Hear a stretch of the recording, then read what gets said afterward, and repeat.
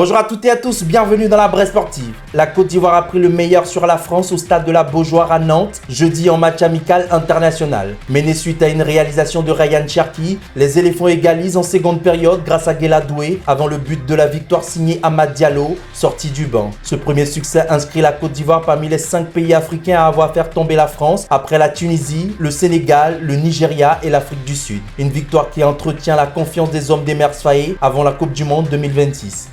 Amani Yao Lambert César a officiellement prolongé de 2 ans supplémentaires son aventure avec le Djoliba AC du Mali. Arrivé en mars dernier en remplacement de Boudo Mori, l'ex-international ivoirien a permis aux Rouges de Bamako de réaliser un doublé championnat Coupe nationale du Mali. Cette signature marque ainsi la poursuite d'une collaboration avec le Djoliba placée sous le signe de l'ambition et de la continuité. Yaya Touré est pressenti pour prendre les rênes de Slovan Bratislava. Dans les petits papiers de la direction depuis la mi-mai, le technicien ivoirien est tout proche de devenir le numéro 1 pour la première fois de sa carrière d'entraîneur. Selon la presse slovaque, l'Ivoirien devrait arriver dans les prochaines heures pour la signature de son contrat afin de préparer la nouvelle saison. Il a auparavant été entraîneur adjoint à l'Olympique Donetsk et au Stade de Liège après un passage au centre de formation de Tottenham.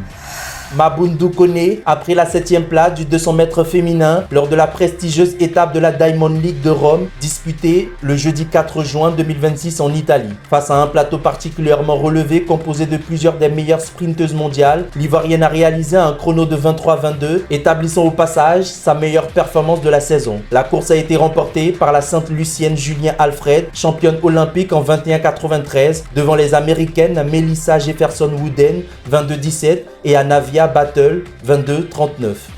La 10e édition du LF Festival a été lancée le 5 juin dans les jardins de la mairie de la ville d'Adiaké en présence du ministre Iensi Yacouba et de plusieurs autorités invitées. Pour la course de pirogue, 24 équipes en provenance de la Côte d'Ivoire, du Ghana et du Bénin ont été annoncées par Bilé Hatché, commissaire général du LF Festival, qui se tiendra pour la première fois sur une semaine du 25 juillet au 1er août 2026 sur la lagune Abi. Pour cette édition, les récompenses passent de 6 à 9 millions de francs CFA. De quoi motiver à détrôner les anges de Kakukro Lagune. Après le match, Wilfried Sengo et Chris Inao sont passés en mode consultant. Les regards sont à présent tournés vers le mondial. Très belle victoire. Qu'est-ce que tu as dit le dieu? Bon match. Oui, très bon match. Bon match de préparation. Oui. Et oui. Bonne rentrée. Merci. Mon fiston. Merci. Maintenant, focus sur les États-Unis. Hey, bon, aux États-Unis, les gars. Bâtard.